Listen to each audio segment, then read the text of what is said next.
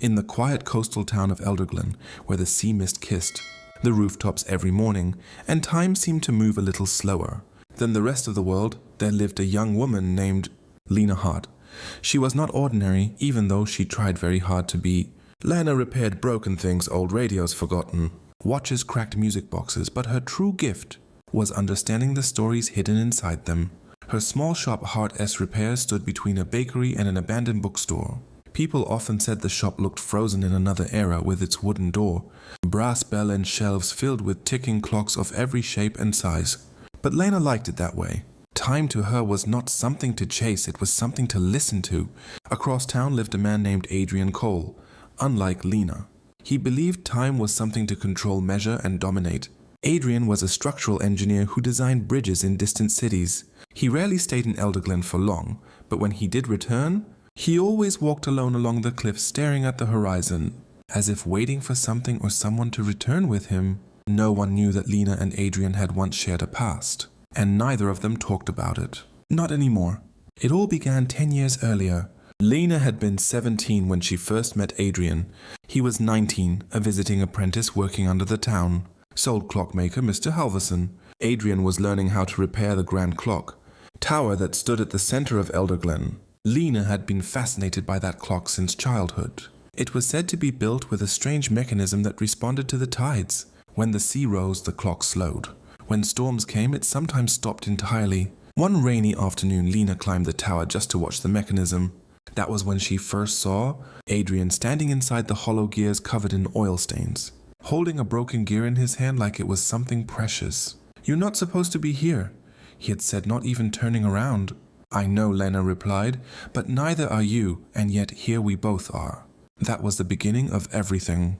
Days turned into weeks. Lena began visiting the tower more often, pretending she was curious about the mechanics, but really she was curious about him. Adrian, who at first ignored her, eventually began explaining the clock S design. He spoke about time like it was a living thing, something fragile and unpredictable. "You think time is linear," he once told her, "but it is more like water. It bends around everything." Lena smiled. "Then maybe it remembers things better than we do." Adrian had looked at her for a long moment after that. "Maybe it does." They spent that summer repairing the clock together. Slowly something unspoken grew between them, not loud or dramatic, but steady, like the ticking of the tower itself. On the night before Adrian was supposed to leave Elderglen for university, they met at the clock tower. The sea wind was sharp, and the clock above them was silent for once. "They'll come back," Adrian had promised. Lena had nodded, even though something inside her didn't believe him. "Promise?" she asked. He hesitated, but then smiled. "I promise." They sealed it with a kiss beneath a broken clock that had stopped time entirely, and then he left. But time did not keep promises. Letters came at first short, irregular, filled with sketches of bridges and half-finished thoughts. Then they slowed. Then they stopped. The last letter Lena received was never finished. "I think I am losing the shape of things I used to understand if I don't come back." The rest was torn. She waited anyway, but Adrian never returned.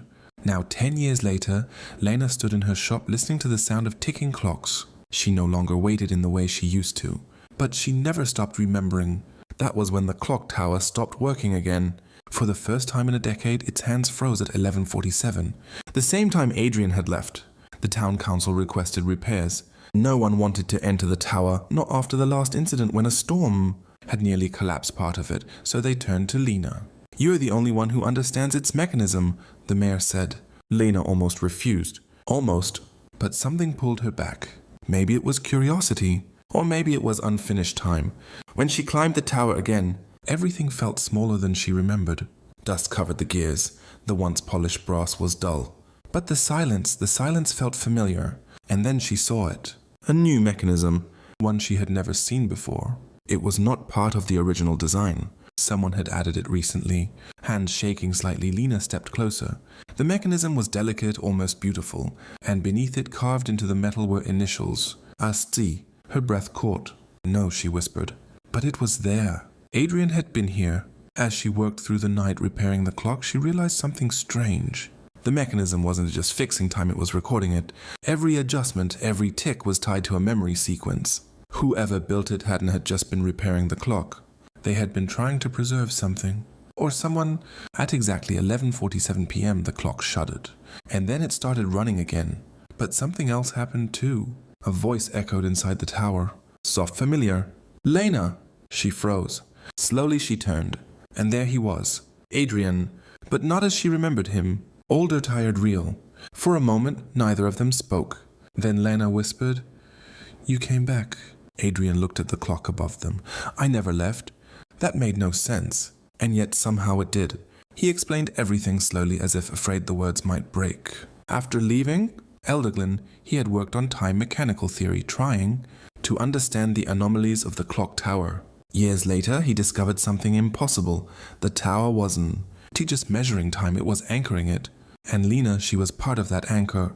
The promise we made, he said softly, didn't just stay in the past. It created a loop, a repeating fragment of time. I've been trying to fix it ever since. Lena shook her head. That's impossible. I know, he said, but so is this. He pointed to the clock. The hands were moving backward. The tower began to tremble. Time itself was collapsing into itself. And Lena suddenly understood. Adrian hadn't he just returned physically. He had been pulled from a fractured version of time, one where he never made it back properly.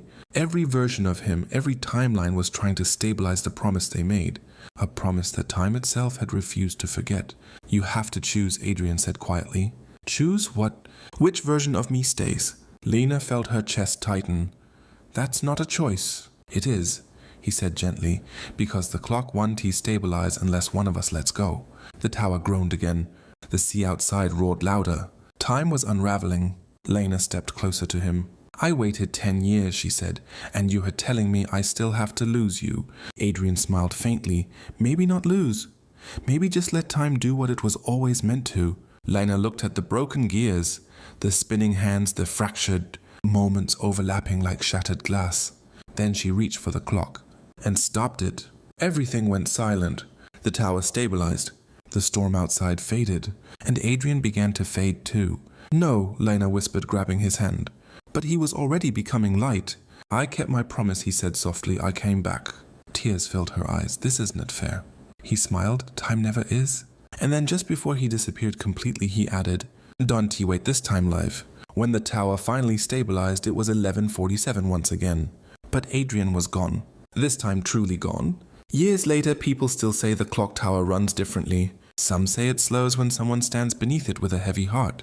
Others say it remembers promises better than people do. And in a small shop filled with ticking clocks, Lena Hart no longer waits. But every night at 11:47, she pauses whatever she's doing and listens.